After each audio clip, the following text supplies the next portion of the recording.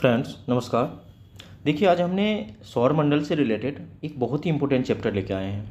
ये चैप्टर इतना इम्पोर्टेंट है कि इससे चाहे कोई भी एग्ज़ाम हो, चाहे बीपीएससी हो, यूपीपीसीएस हो या स्टेट पीसीएस हो, बिहार दरोगा हो या कोई भी स्टेट पीसीएस हो, एसएससी हो, सीजीएल हो, सब में इससे रिलेटेड क्वेश्चन निश्चित रूप से पूछा ही जाता है। तो आज हम इसका डिटेल एनालिसिस करेंगे कि किस तरह से पढ़े कि अगर इस चैप्टर से कोई भी क्वेश्चन पूछे तो हमारा जो है 100% उस पर कमांड हो और उसको हम बना के आए। यानी कि इस चैप्टर से संबंधित कोई भी एक भी क्वेश्चन छूटे नहीं, बिल्कुल जीरो से हीरो तक कहाँ कैसे पहुँचा जाता है और किस तरह से पूरा ओवरव्यू इस पर लिया जाता है, इसके बारे में हम डिटेल चर्चा करेंगे इस चैप्टर पे। ठीक है फ्रेंड्स, यकीन मानिए अब लास्ट तक अगर ये वीडियो देखते हैं तो इस चैप्टर से संबंधित जितने भी डाउट है पूरे आपको क्लियर हो जाएगा और दोबारा आपको कभी भी सौर मंडल से रिलेटेड कोई भी चैप्टर या कोई भी क्वेश्चन पढ़ने की ज़रूरत नहीं पड़ेगी। ठीक है फ्रेंड्स, तो चलिए स्टार्ट करते हैं सौर मंडल से रिलेटेड इम्पोर्टेंट चैप्टर को। देखिए सबसे पहले तो यही पूछा जाता है कि ये सूरज जो है वो क्या है। फ्रेंड्स इसमें सबसे पहले तो यही क्वेश्चन पूछ लिया जाता है कि ये जो सूरज जो है ये क्या है, तारा है, ग्रह है या उपग्रह है। इस तरह से आपको कई सारे ऑब्जेक्टिव दे देंगे और ये पूछेंगे कि ये क्या है। तो सबसे पहले ये सूरज जो है वो एक तारा है। ठीक है, तो एक ये क्लियर हो गई। इसके बाद प्रश्न ये उठता है कि इसमें सूरज में जो ऊर्जा का निर्माण होता है ये कैसे होता है। तो देखिए इसमें होता क्या है फ्रेंड्स, इसमें दो हाइड्रोजन के अणु मिल के ठीक है हीलियम का निर्माण करते हैं। ठीक है फ्रेंड्स, प्लस ऊर्जा, जिससे ऊर्जा की उत्पत्ति होती है। ठीक है फ्रेंड्स, ये तो क्लियर हो गया। दो हाइड्रोजन के अणु मिलके हीलियम का निर्माण करते हैं जिससे ऊर्जा मतलब अपार मात्रा में ऊर्जा की उत्पत्ति होती है। ठीक है फ्रेंड्स, इसके बाद फ्रेंड्स क्वेश्चन ये उठता है कि सूरज की अनुमानित आयु कितनी है। इस तरह से क्वेश्चन पूछेगा आपको। आप कोशिश करेंगे कि आपके पास अगर नोट पैड है तो उसमें नोट करते चलेंगे, क्योंकि मैं यहाँ पे जितने भी एग्जाम में क्वेश्चन पूछे जाते हैं सारे क्वेश्चन को यहाँ पे जिक्र करूँगा, एनालिसिस करूँगा, आपको बताता चलूँगा। ठीक है, जो भी इंपॉर्टेंट क्वेश्चन इससे रिलेटेड पूछा जाता है उसको मैं यहाँ पे जो है चर्चा करते चलूँगा। ठीक है, इसके बाद क्वेश्चन ये पूछा जाता है कि सूरज की अनुमानित आयु कितनी है। तो फ्रेंड्स इसकी अनुमानित आयु जो है वो 5 बिलियन है। कितना है? 5 बिलियन इसकी अनुमानित आयु है। ठीक है फ्रेंड्स, ये भी क्लियर हो गया, 5 बिलियन। ठीक है, इसके बाद देखिए सूरज के बारे में एक दो और चीज़ें क्लियर करना है। ये जो सूरज है, ठीक है फ्रेंड्स, ये जो सूरज है, ठीक है, यहाँ पे जो टेम्परेचर है, सूरज का जो टेम्परेचर है वो हर जगह अलग अलग होता है। ठीक है, देखिए ये बहुत ही इंपॉर्टेंट चीज़ मैं अभी जिक्र कर रहा हूँ आपके साथ। देखिए ये जो सतह है सूरज का, यहाँ का जो टेम्परेचर होता है, सतह का टेम्परेचर ये होता है 6000 डिग्री सेल्सियस। कितना होता है? 6000 डिग्री सेल्सियस। ठीक है, केंद्र की बात करें, ये केंद्र है और केंद्र में जो टेम्परेचर होता है वो 15 मिलियन डिग्री सेल्सियस होता है। कितना होता है फ्रेंड्स? 15 million degree Celsius. ठीक है, ये दो चीज़ें क्लियर हो गई। तीसरी बात ये जो है, देखिए सूरज में कहीं कहीं सौर्य कलंक होता है, यानी काला काला धब्बा होता है। ये देख रहे हैं, काला काला धब्बा होते हैं यहाँ पे। तो ये जो सौर्य कलंक होते हैं फ्रेंड्स, यहाँ पे ऊर्जा मुक्त नहीं होते हैं और वहाँ का जो टेम्परेचर होता है वो होता है कितना? मात्र 1500 डिग्री सेल्सियस। ठीक है friends, 1500 degree Celsius. I hope आप नोट करते चलेंगे जितने भी क्वेश्चन बन रहे हैं यहाँ से। ठीक है फ्रेंड्स, तो ये दो तीन चीज़ें क्लियर हो गई। चलिए आगे चलते हैं फ्रेंड्स। देखिए इसके बाद होता क्या है, मान लीजिए ये सूरज है। एक नेक्स्ट इमेज लेते हैं। देखिए सूर्य ग्रहण के बारे में भी चर्चा करेंगे, पहले हम एक दो चीज़ें जो है इम्पोर्टेंट वो क्लियर कर लेते हैं। ठीक है फ्रेंड्स, देखिए ये सूरज है, यहाँ से ऊर्जा निकलता है। ठीक है, यहाँ से ऊर्जा निकलते हैं। जब ये दोनों ध्रुवों पे जाते हैं, ठीक है फ्रेंड्स, इसको बोलते हैं अरोरा फ्लेम, एक रंगीन पट्टी बनती है। क्या बोलते हैं इसको? Arora flame, Arora flame. मैं बोलता चलूँगा, हो सकता है यहाँ पे क्लियर दिखाई ना दे रहे हो, मैं इसमें बार बार बोलता चलूँगा, ठीक है। अरोरा फ्लेम कहते हैं, ये जब दोनों ध्रुव पड़ते हैं तो एक रंगीन पट्टी बनती है, ठीक है फ्रेंड्स। जब ये नॉर्थ यानी उत्तरी ध्रुव पे जाते हैं तो इसको क्या बोला जाता है? ये क्वेश्चन पूछेंगे कि अरोरा बोरियालिस कहाँ बनते हैं और अरोरा ऑस्ट्रेलियालिस कहाँ बनते हैं। तो देखो, ये नॉर्थ ध्रुव पे जो जाएंगे तो इसको बोलेंगे अरोरा, अरोरा बोरियालिस। क्या? अरोरा माफ करेंगे, अरोरा बोरियालिस। जगह छोटा है, आ नहीं रहा, यहाँ पे लिख देता हूँ मैं, अरोरा बोरियालिस, बोरियालिस। फ्रेंड्स, मैं जानबूझ के बिल्कुल धीरे धीरे पढ़ाऊँगा ताकि समझ में आए, कोई जल्दबाजी नहीं है, आराम से ये वीडियो को देखिए ताकि दोबारा आपको कभी वीडियो देखने की ज़रूरत ही ना पड़े, ठीक है। अच्छा, जब साउथ ध्रुव पे जाते हैं तब क्या कहते हैं? तो इसको बोलते हैं अरोरा ऑस्ट्रियालिस, अरोरा ऑस्ट्रियालिस। यहाँ पे लिख देता हूँ मैं, ऑस्ट्रेलियालिस, ठीक है फ्रेंड्स। अब देखिए, इसको याद करने का सबसे आसान तरीका है, हमारे जो पृथ्वी है उसके दक्षिण भाग में जो है वो ऑस्ट्रेलिया है, तो दक्षिण भाग में जो है उसको क्या बोलेंगे? अरोरा ऑस्ट्रियालिस। नोट कर लीजिए, ठीक है फ्रेंड्स। तो ये दोनों चीज़ें क्लियर हो गई, ठीक है फ्रेंड्स। चलिए आगे चलते हैं।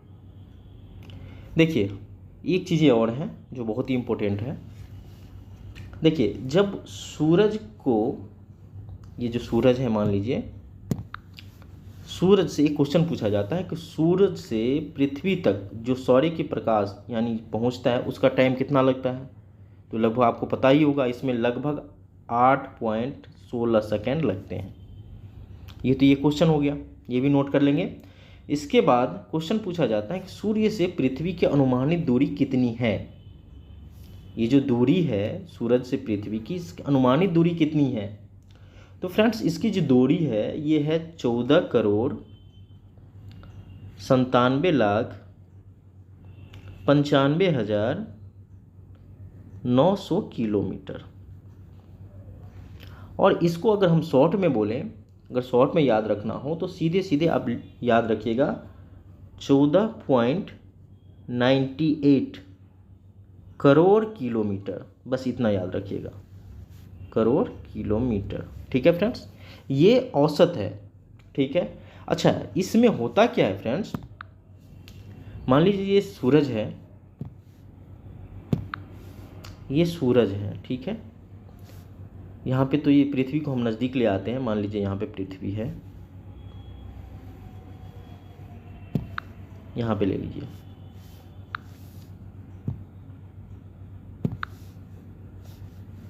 यहाँ पे मान लीजिए पृथ्वी है। देखिए, ये क्या करते हैं, इसको जो है सूरज जो है, पृथ्वी जो है सूरज को परिक्रमा करते हैं, ऐसे अपना ऐसे इस तरह से परिक्रमा करते हैं। इसको बोलते हैं परवलयाकार पथ, परवलयाकार पथ। देखिए, जब इस पे परिक्रमा करते हैं तो होता क्या है, जब यहाँ से यहाँ की दूरी ज़्यादा है लेकिन यहाँ पे जब आएगा तो दूरी कम हो जाएगी। हम तो यहाँ पे औसत दूरी बताए हैं, ये जो है औसत दूरी, ये जो हम बताएं ये औसत दूरी वहाँ पे हम ऑलरेडी आपको लिखवा दिए हैं। लेकिन जब यहाँ से दूरी होते हैं तो यहाँ पे ज़्यादा होते हैं, यहाँ पे कम होते हैं। तो देखिए, यहाँ पे क्वेश्चन उठता है कि जब सूर्य से पृथ्वी की दूरी ज़्यादा होते हैं तो उसको क्या बोलते हैं? अपसौर। और जब सबसे नज़दीक होते हैं तो उसको बोलते हैं उपसौर। उप यानी छोटा, उप प्रधानमंत्री या उप मुख्यमंत्री इस तरह से बोला जाता है, यानी छोटा, तो उप यानी छोटा।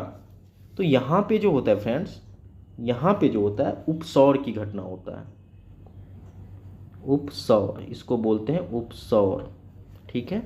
और इसको बोलते हैं अपसौर, अपसौर, ठीक है फ्रेंड्स। अच्छा, ये दोनों घटनाएं होती कब है? अलग अलग डेट को होती है, ठीक है। ये भी याद रखना है, पूछा जाता है कि अपसौर की घटना कब होते हैं और उपसौर की घटना कब होते हैं। तो हम यहाँ पे देंगे कि देखिए जी 4 जुलाई को, यहाँ पे देखिए 4 जुलाई को JULY 4 जुलाई को, यहाँ पे मुझे मिटाना पड़ेगा थोड़ा सा,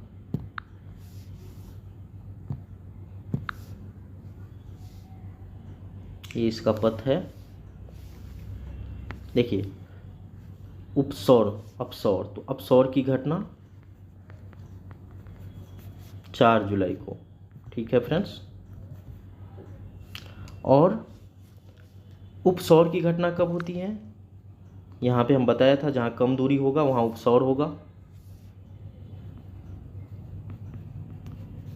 उपसौर की घटना होगा फ्रेंड्स 3 जुलाई को, ये आप याद रखेंगे, ठीक है। ये क्लियर हो गया। अच्छा, यहाँ से दूरी ज़्यादा होगा, जब ज़्यादा दूरी होगा तब कितना होगा, जब ज़्यादा दूरी होगा तब होगा 15.21 किलोमीटर, ठीक है फ्रेंड्स। और जब नज़दीक दूरी होगा तब कितना होगा, ये यहाँ पे कम है तो यहाँ पे होगा फ्रेंड्स 14.70 किलोमीटर, 70 करोड़ किलोमीटर, ठीक है, करोड़ किलोमीटर, ठीक है फ्रेंड्स। तो ये जो भी इम्पोर्टेंट यहाँ पे क्वेश्चन बन सकता था मैं सारे यहाँ पे डिटेल आपको करवा दिया हूँ। चलिए आगे चलते हैं। देखिए इसमें सबसे इम्पोर्टेंट चैप्टर ये भी है कि सूर्य ग्रहण कब लगता है। इसके बारे में आप हम इस तरह से पढ़ेंगे कि दोबारा कभी पढ़ने की ज़रूरत ही ना पड़े, ठीक है फ्रेंड्स। देखिए होता क्या है, ये सूरज है, ये चंद्रमा है, ठीक है।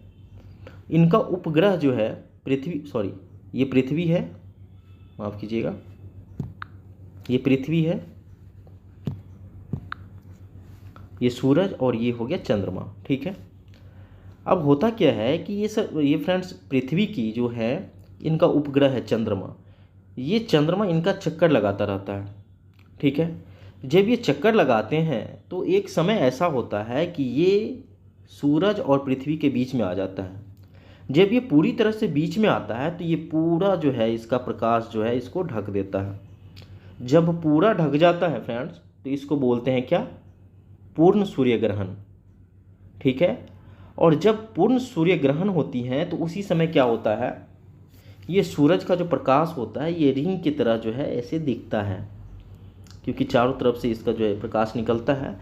और इसको क्या बोलते हैं, इसको बोलते हैं डायमंड रिंग, याद रखेंगे ये पूछा जाता है, डायमंड रिंग, ठीक है फ्रेंड्स। अच्छा, इस समय फ्रेंड्स जो किरण निकलती है इससे ये एक्स किरण होती हैं। चूँकि ये एक्स किरण होते हैं ये हमारे आँख के लिए बहुत खतरनाक होता है, इसीलिए बोला जाता है कि जब सूर्य ग्रहण होता है तो उस समय हमें चश्मा लगा के देखना चाहिए, खुली आंखों से सूर्य की तरफ नहीं देखना चाहिए, ठीक है फ्रेंड्स। तो ये आप समझ गए कि इसको डायमंड रिंग बोलते हैं या हिंदी में हीरक वलय कहते हैं, ठीक है फ्रेंड्स। चलिए, अच्छा ये तो पूर्ण सूर्य ग्रहण हो गया। अच्छा, जब ये धीरे धीरे साइड होते हैं फ्रेंड्स, ये धीरे धीरे जैसे जैसे साइड होते हैं ये जो है पूर्ण सूर्य ग्रहण घटता जाता है और फिर उसको बोलते हैं आंशिक सूर्य ग्रहण। कभी कभी ऐसा होता है कि ये साइड में जो है छोटा छोटा जो है धब्बा जैसे दिखता है, पूरा नहीं हो के छोटा सा होता है, तो इसको बोलते हैं आंशिक सूर्य ग्रहण, ठीक है फ्रेंड्स।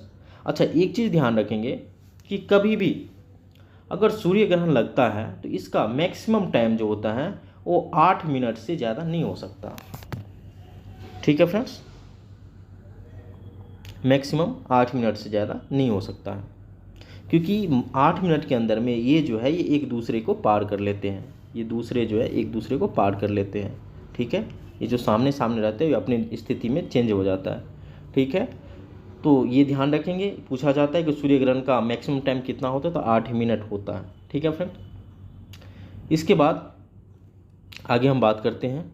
हमने सूर्य से संबंधित जितने भी क्वेश्चन बनते हैं उसको हम डिटेल एनालिसिस कर लिए हैं और सारे क्वेश्चन को डिस्कस कर लिए हैं। चलते हैं बारी बारी से चर्चा करते हैं इन ग्रहों के बारे में, ताकि इन ग्रहों से जो भी क्वेश्चन पूछा जाए उसको हम आसानी से टैकल कर पाएँ, ठीक है फ्रेंड्स। देखिए, सबसे पहले तो ये टोटल जो 9 ग्रह हैं इसमें से प्लूटो को बाहर निकाल दिया गया, क्योंकि ये ग्रहों का जो आवश्यक शर्तें हैं उसको पूरा नहीं करते हैं। तो टोटल कितने ग्रह हैं, टोटल ये 8 ग्रह हैं, 4 इधर और 4 इधर, ठीक है फ्रेंड्स। देखिए कई बार लोग इसको याद करने के लिए ट्रिक याद करते हैं, लेकिन यहाँ पे ट्रिक की ज़रूरत ही नहीं है। ले देखिए तो 8 ग्रह हैं, इसमें ट्रिक की क्या ज़रूरत है, और ट्रिक की कोई गारंटी नहीं है कि लंबे समय तक आपको याद रहे। ठीक है, तो इस तरह से हम पढ़ेंगे कि ये सारे ग्रहों को याद हो जाए, और इससे जो भी क्वेश्चन पूछा जाए वो सारे हमें आसानी से जो है एग्जाम में रिकॉल कर पाएँ। ठीक है फ्रेंड्स एक बात मैं बता देना चाहता हूँ कि अगर आप कोई भी एग्ज़ाम की तैयारी करते हैं तो निश्चित रूप से इसको सब्सक्राइब कर लें, क्योंकि हम जो भी क्वेश्चन लाते हैं, जो भी वीडियो लाते हैं, वो डिटेल एनालिसिस के बाद आते हैं। उस पर मैं डिटेल एनालिसिस करता हूँ, जितने भी क्वेश्चन बन सकते हैं वो सारे को मैं एनालाइज करता हूँ, उसके बाद ही लाता हूँ। ठीक है फ्रेंड्स, तो निश्चित रूप से आप चैनल को सब्सक्राइब कर लें, वीडियो को लाइक करें तथा अपने दोस्तों के साथ शेयर करें। ठीक है फ्रेंड्स, देखिए फ्रेंड्स ये जो भीतरी ग्रह हैं, इसको जो है, ये चारों जो ग्रह है इसको बोलते हैं भीतरी ग्रह, और इसको बोलते हैं बाहरी ग्रह। इसके बीच में है एक पट्टी जिसको बोलते हैं क्षुद्र ग्रह की पट्टी। क्या बोलते हैं फ्रेंड्स? क्षुद्र ग्रह। ठीक है, ये जो आंतरिक 4 ग्रह हैं ये ठोस हैं, इसको बोलते हैं ठोस ग्रह। आपको ये भी पूछे जाएंगे कि ठोस ग्रह में कौन कौन से ग्रह आते हैं, तो आप याद रखेंगे बुध, शुक्र, पृथ्वी, मंगल, ये 4 ग्रह जो है वो ठोस हैं। इसके अलावा ये जो 4 ग्रह हैं ये गैसीय अवस्था में पाए जाते हैं, गैस प्लस जलवाष्प। ठीक है फ्रेंड्स, तो ये भी क्वेश्चन पूछा जाएगा कि कौन से ग्रह हैं जो गैसीय अवस्था में पाए जाते हैं, तो ये 4 ग्रह हैं। कौन कौन है? बृहस्पति, शनि, अरुण, वरुण। ठीक है फ्रेंड्स, चलिए आगे देखते हैं कि और कौन कौन से क्वेश्चन बन पाते हैं। फ्रेंड्स यहाँ पे जो बुध है, सबसे पहले बुध की चर्चा करेंगे और बारी बारी से सारे ग्रहों को एनालाइज करेंगे कि कौन से ग्रह से किस तरह के क्वेश्चन पूछे जाते हैं। सबसे पहले ये बुध है, बुध के बारे में क्या क्वेश्चन बनती है? सबसे पहले तो यही पूछ लिया जाता है कि सूर्य के सबसे नज़दीकी ग्रह कौन से हैं, तो इसमें सबसे नज़दीकी ग्रह देखिए बुध है। ठीक है फ्रेंड्स, सूर्य के सबसे नज़दीकी ग्रह बुध। सबसे छोटा ग्रह कौन से है, तो सबसे छोटा ग्रह बुध।